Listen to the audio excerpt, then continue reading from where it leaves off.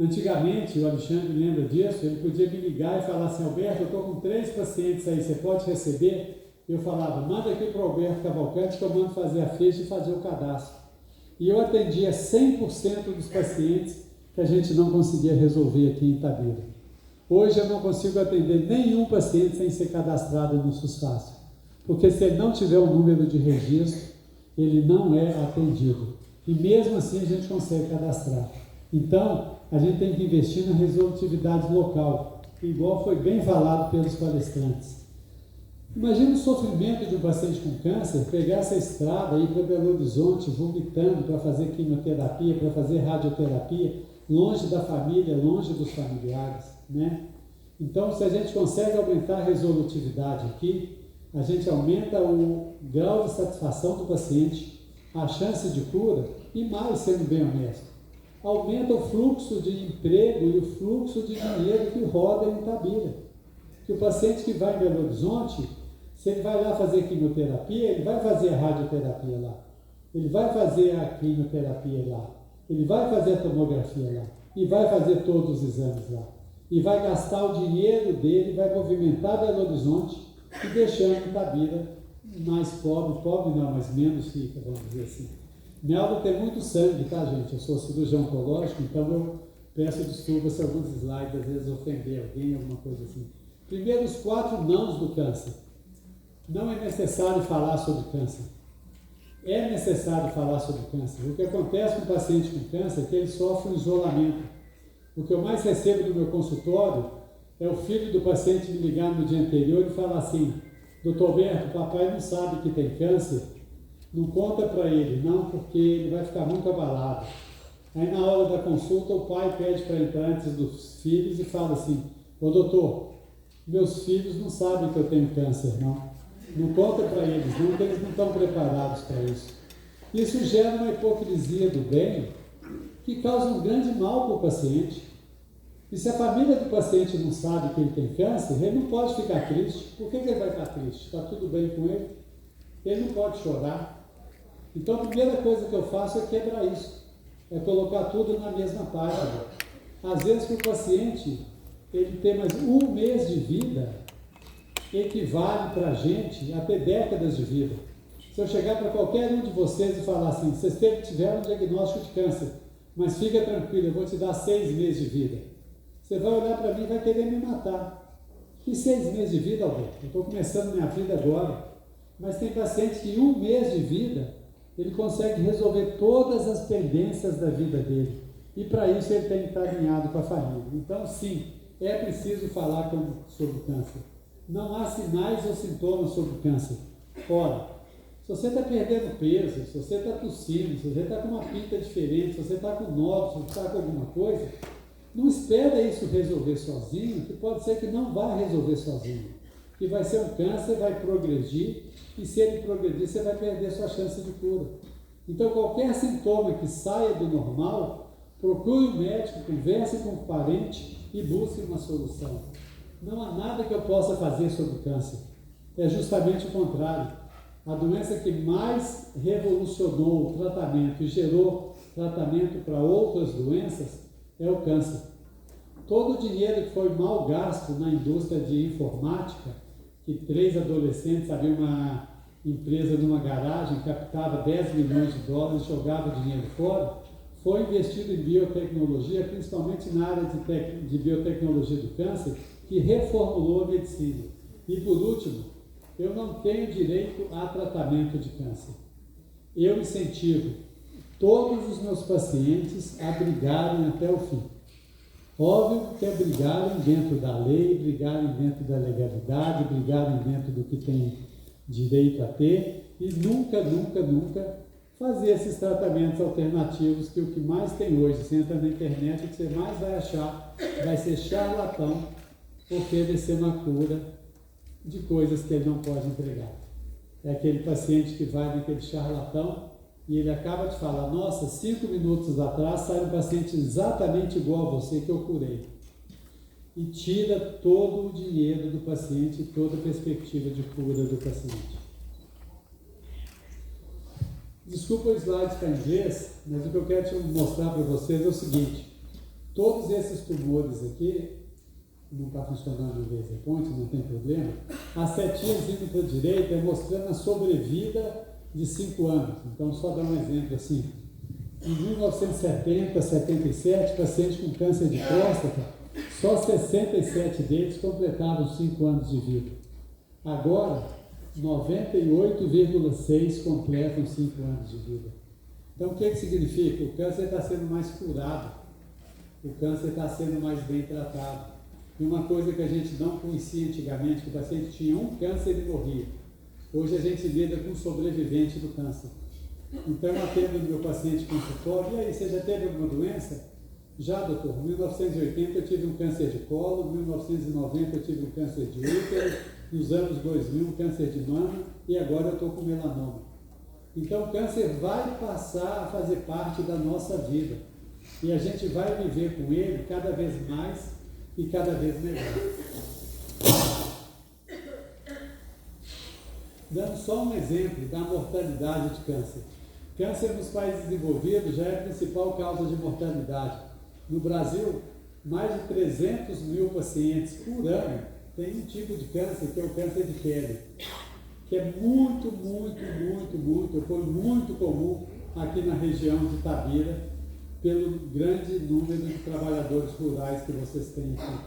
E é um câncer que é muito negligenciado, que é muito maltratado, que acaba gerando complicações graves nesses pacientes. Dá um exemplo bobo, só para pôr um pouco de sangue. Então, olha aquele paciente aqui. Quem vê aqui pensa assim, nossa, ele tem um câncer de pele pequenininho, na fase de implantação da orelha, vai ser uma cirurgia simples, eu planejei a cirurgia que eu ia fazer, e olha como é que termina uma cirurgia dessa. Deixa eu ficar do lado de lá, que lá passa mais rápido. Fiz a primeira fase, ainda tinha tumor residual. Analisei em tempo real o exame hematológico, ainda tinha tumor residual.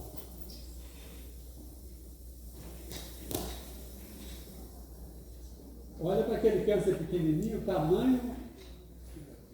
Olha para aquele câncer pequenininho, o tamanho da lesão que eu tive que tirar. E olha, ainda mais tumor acometido e o tamanho da lesão que eu tive que tirar. Então, isso é porque o paciente teve um câncer e demorou muito a ter assistência médica adequada. Olha a mutilação que eu tive que fazer nesse paciente e fazer uma reconstrução com retalho, que no final fica muito bom. Mas esse paciente que tinha um tumor pequenininho, vocês lembram quando eu mostrei para vocês?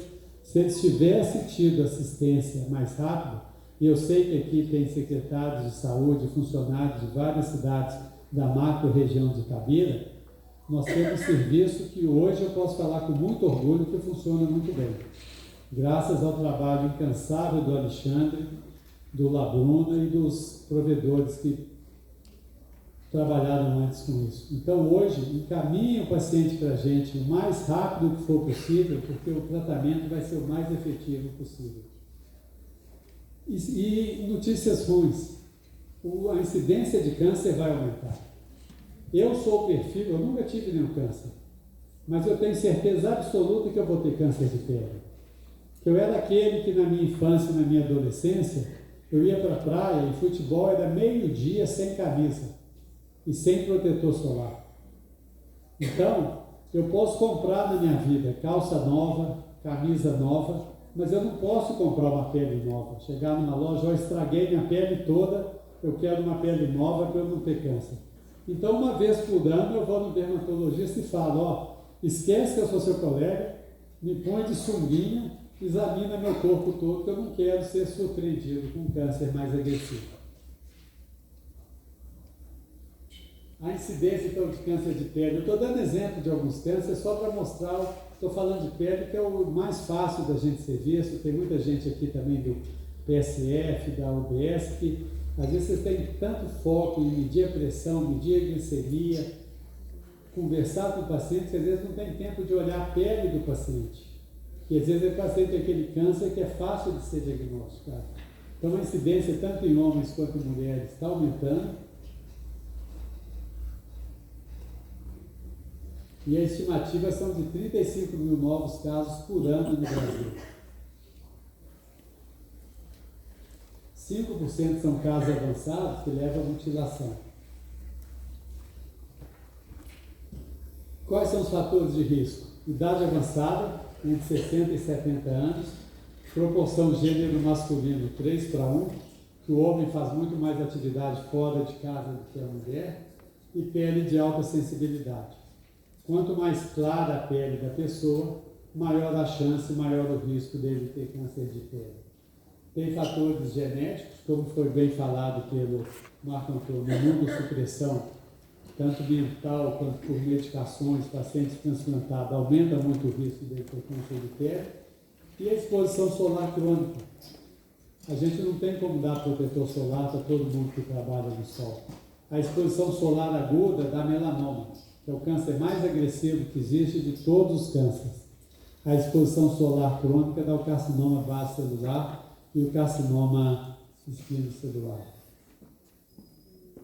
Então, a radiação ultravioleta, UVA, UVB, vai gerando danos na pele do paciente, e esse dano ele é cumulativo, progressivo, até formar um câncer. Então, não demora décadas, não demora anos, demora décadas para o paciente ter câncer. Então, isso a gente pode diagnosticar, tratar e prevenir antes do paciente ter câncer.